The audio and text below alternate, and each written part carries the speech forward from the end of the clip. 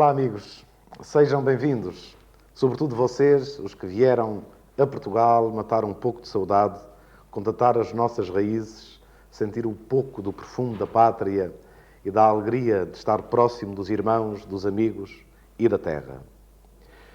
Sejam bem-vindos também todos aqueles que pontualmente, em cada semana, vão ao televisor para, no 70x7, apreenderem um pouco da alegria e da esperança de viver e da proposta de Jesus nas nossas vidas. 1979, mês de outubro. Uma conta de multiplicar iria definir a forma nova da Igreja estar na televisão e marcar a comunicação audiovisual.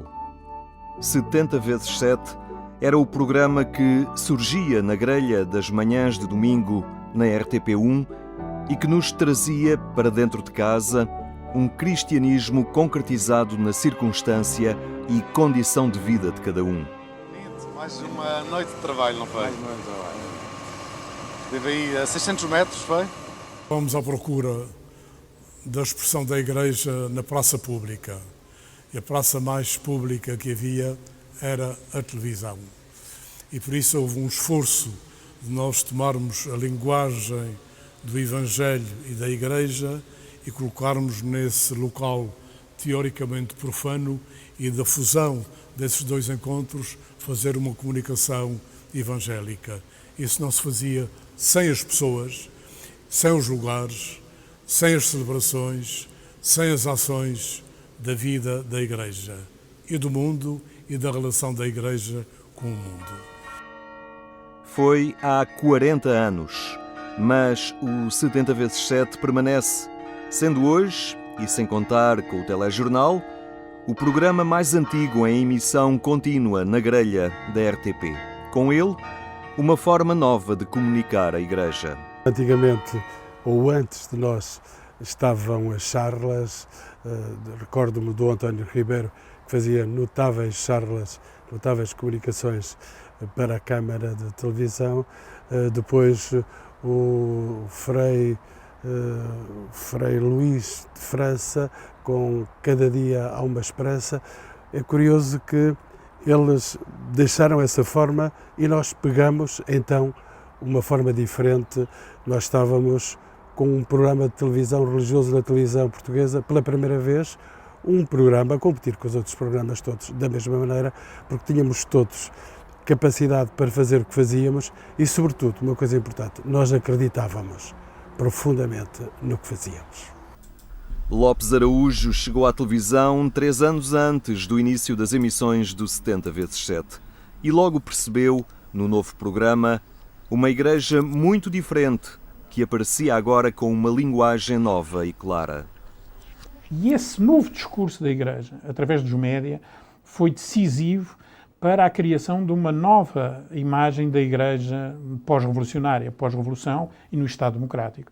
E eu acho que esse papel ainda está por reconhecer. Manuel Vilas Boas partilhou com o padre António Rego os momentos iniciais desta aventura audiovisual inovadora. Desde logo porque era necessário dizer as coisas de outra maneira. Nós caminhamos por um caminho difícil que foi de encontrar uma linguagem diferente, até diferente da Bíblia, até diferente expressivamente do Evangelho, para dizermos dos acontecimentos do mundo, daquilo que acontecia à nossa volta, pudesse passar por ali com mensagem diferente, também sempre a mensagem diferente que nós colocávamos todas as semanas no ecrã. Com o apoio também da hierarquia, conquanto era um programa oficial da Igreja, não posso deixar de lembrar aqui do António Marcelino, pelo grande apoio que nos deu. E a outra parte era a loucura da nossa juventude apostólica, que achava que não havia meio que não tivesse a obrigação de falar do Evangelho. E fomos nós que demos a cara e as mãos, os braços, para percorrermos este país e um bocado do mundo, para dizermos que a Igreja não está fechada nem no eremitério, nem no cemitério, mas que está viva na cidade. Podia ter-se chamado Igreja na Cidade, chamou-se 70x7. E eu não consigo pensar no 60 vezes 7, nem no Andar Faz Caminho, nem até no programa de rádio Toda a Gente é Pessoa, sem pensar no Cónigo Rego. Não é? O Cónigo António Rego, eu sou suspeito porque sou um bom amigo dele, mas a verdade é que é uma figura marcante na história da Igreja do pós-25 de Abril e em particular da sua relação com os média. E ele consegue, de uma forma extremamente profissional, e daí a eficácia da atuação dele e da mensagem dele. Ele tinha estudado em França também, comunicação, já trabalhava na Renascença antes do 25 de Abril, e, portanto, quando ele começa a fazer programas de televisão na RTP, fala de uma forma absolutamente moderna, com uma mensagem claramente pós-conciliar, de maior abertura, mostrando uma igreja diferente e mais aberta, mais moderna, virada à sociedade, e essencialmente uma presença muito humana, a que juntou uma extraordinária facilidade de comunicação que ele tem, uma boa telegenia, uma boa presença em câmara. Fazer televisão há 40 anos era do domínio da aventura. Se as soluções técnicas eram escassas, eram também muito falíveis.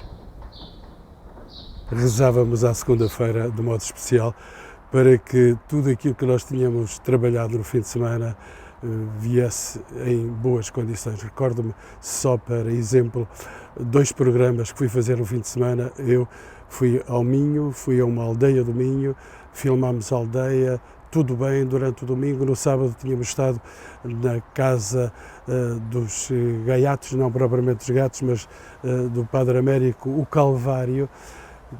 Tremendamente difícil filmar aqueles lugares de grande sofrimento. E o que é que aconteceu? A máquina avariou, ainda nos veio uma máquina por avião, o técnico também avariou, de certo modo, foi parar ao hospital, porque aquilo era tudo um cenário tremendo. Conclusão, é preciso repetir, na próxima semana lá estávamos outra vez, nas mesmas condições, mas dessa vez, felizmente, já havia boneco na fita, que chegava a tal fita, a preto e branco e em 16mm de cinema. Este programa talvez lhe tire a vontade de tomar o pequeno almoço, o almoço e o jantar. Mas se ainda tiver alguma paciência, sente-se e escute e veja o que lhe temos para oferecer hoje em 70 vezes 7. Seria esta a nossa primeira prenda de Natal. Aqui moram os indesejados, os que ninguém quer, os que todos arrumam a um canto. Filhos do desengano e do abandono, aguardam aqui a chegada do fim. Chama-se Calvário e é há 27 anos o vazadouro de uma sociedade insensível. A ideia era tocar a realidade, mesmo na sua face mais austera e cruel. Desafiar o telespectador a ter em conta a dimensão do outro, especialmente quando se trata do frágil ou daquele que todos esquecem.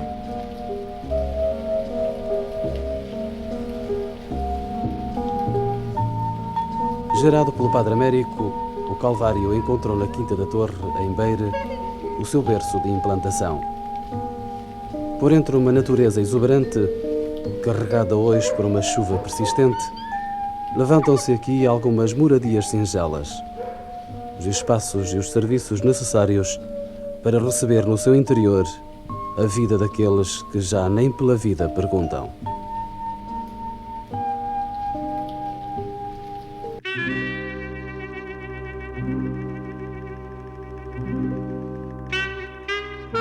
Os temas e as escolhas eram também o fruto de uma sensibilidade.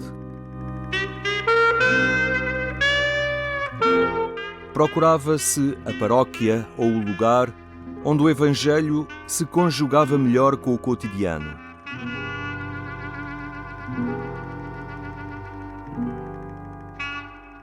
Onde inspirava o cuidado de uma igreja que não voltava costas à condição de vida das pessoas. Foi em 1979 que os secretariados das migrações das dioceses de Vila Real e Bragança descobriram que na província de Leão, em Espanha, a cerca de 200 km de Bragança, havia 20.000 portugueses, metade dos quais clandestinos, a trabalhar nas minas de Bembibre. O 70 vezes 7 ganhou uma autonomia de linguagem, ou melhor, de localização. Deixou de ser um programa feito num púlpito ou à porta da igreja para ir à porta do mundo, à porta onde as pessoas estavam, ouvir o que as pessoas diziam, não apenas os clérigos, os sábios, os teólogos, os moralistas, mas essa moral, essa teologia que estava no coração do povo. Bom dia. Aqui é a sua casa, não é? Sim. Esta menina quem é? Essa é a minha filha, que é a mais nova. Já nasceu aqui Não, no Oviedo. em Oviedo, mas já foi aqui em Na Espanha. província de Astúrias, sim. Quantos anos é que Pertence está a Espanha. aqui? Aqui em Bembibre há 2 anos. Levo 7 anos em Astúrias.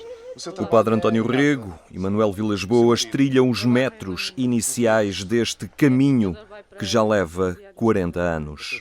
Um trabalho de equipa em que conjugam sensibilidade e linguagem na forma como olham o mundo ou a igreja que nele trabalha. É verdade, nós não tínhamos nem templo nem púlpito. Nós estávamos fora de casa, estávamos fora, não era fora da igreja, evidentemente, mas estávamos por dentro da vida das pessoas.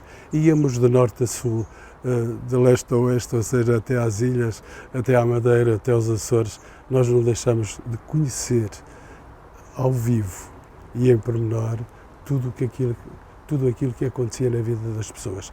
E estávamos lá e dávamos força e dávamos, sobretudo, voz e vez a quem nunca tinha tido essa oportunidade. Alice é cega desde pequenina, nunca viu, Eu nunca me lembro de ver. mas sente as pessoas, Sinto, sim, senhor. gosta das pessoas, Gosto, sim, senhor. gosta de estar com elas, de conviver com elas. Pois, eu, como não conheço família nenhuma, aqui é que fazem de conta que sou a minha família. Aqui é que me fizeram tudo por mim. Por isso, eu posso agradecer a quem me faz as vezes de pai e a quem me faz as vezes de mãe o tudo quanto fazem por mim. E tudo que têm feito. Eu posso muito bem agradecer. E Deus que lhes dê vida e saúde para poderem fazer sempre.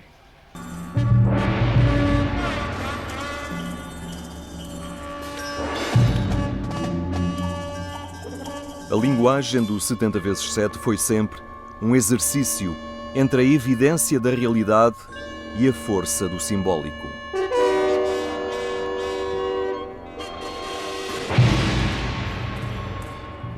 Ao longo da vida, nós vamos morrendo várias vezes. Morremos para ser crianças, morremos da adolescência, morremos da juventude, da fase adulta, da velhice. Mas não há dúvida que o ciclo total da nossa vida aqui na Terra vai um dia também terminar. Vai. É a primeira e a maior de todas as certezas. E vamos sentir quantas das nossas atitudes, das nossas palavras e das nossas decisões passarão a cinza. Aqui, como acontece nesta desolação de cinza. Este léxico pelo símbolo, a capacidade de construir novas parábolas no século XX, despertou o interesse de Carlos Capucho, que fez do 70 vezes 7 um objeto de estudo.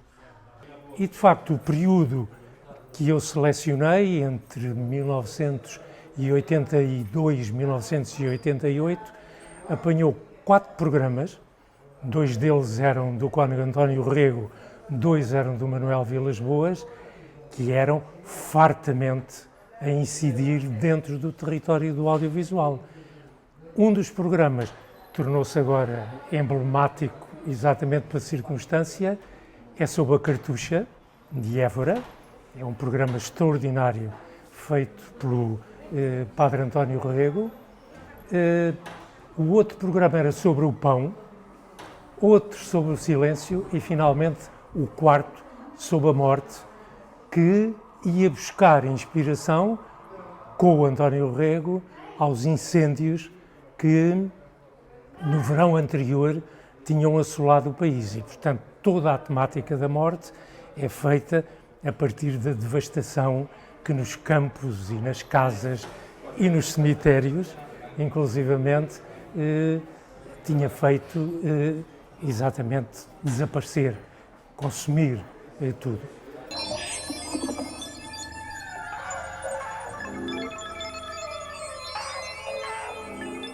A nossa alegria, a alegria do programa 70x7,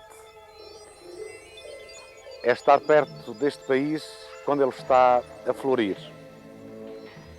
E também perto da Igreja a florir, a crescer, numa primavera constante. Mas neste mês de novembro, nós viemos surpreender a própria morte. E este programa é sobre a morte.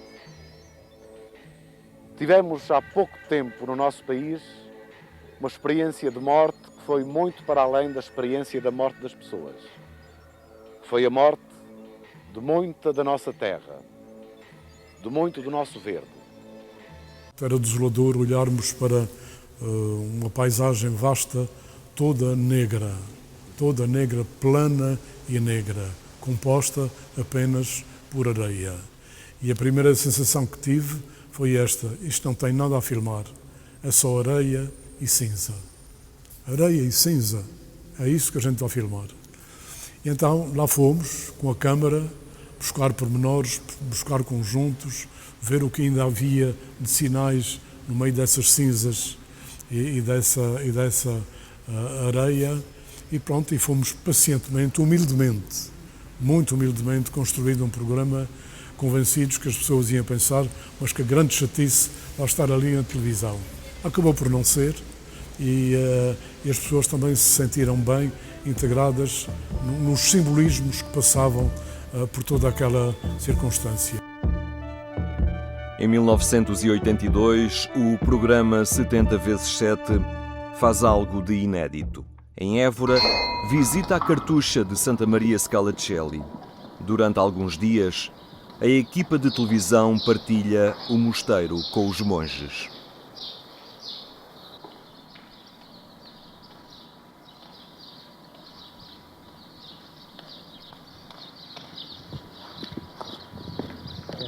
Boa tarde, irmão. Boa tarde. Olha, nós somos do programa 70x7. Já ouvi falar? Não. Não vê televisão, não é? Não. Olha, é o Adelos, é o Nuno, eu sou o Padre Rego, e aquele que está ali com a câmara é o Emílio. A televisão já alguma vez veio cá? Não, é a primeira vez. É a primeira vez. Olha, nós temos um contacto feito com o Sr. Padre Prior. Seria possível a gente falar com ele para ver se podemos passar 2 dias aqui ou 3 convosco? Muito bem, muito bem. Podes abrir a porta? Sim. Obrigado. Emílio. Agora tem que fechar a porta. Emílio, tem que vir, tem que fechar a porta.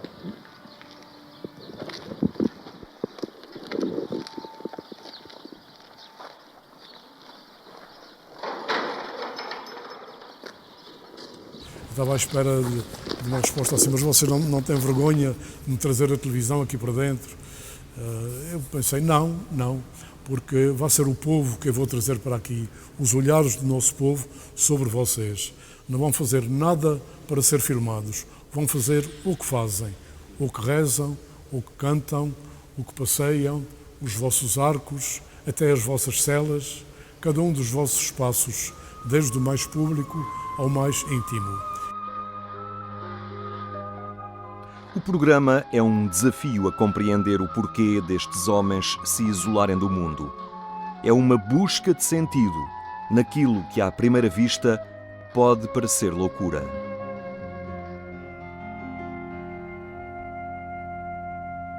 Onze e meia da manhã. Vem o irmão distribuir o almoço. Na Quaresma, apenas uma refeição por dia, sem derivados de leite. Carne, nunca. O Emílio deixa a câmara para me segredar. Eu cá não aguentava esta vida. O Nuno, do lado do som, acrescenta: isto só de loucos. Talvez tenham razão, mas os loucos talvez estejam do lado de fora. Entrem lá nos restaurantes, subam os arranha-céus, vão à urgência do Hospital de São José, vão ao Júlio de Matos, Vejam quem são os loucos, quem fabrica os loucos.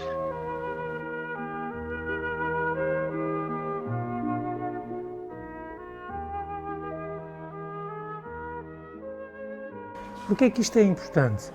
É importante porque a nossa vida, como todos nós sabemos, não se processa apenas dentro do terra a terra, da materialidade do cotidiano, mas nós muitas vezes somos capazes de pegar nesses elementos materiais e transformá-los de facto numa visão superior que alimenta de facto toda a nossa vida interior.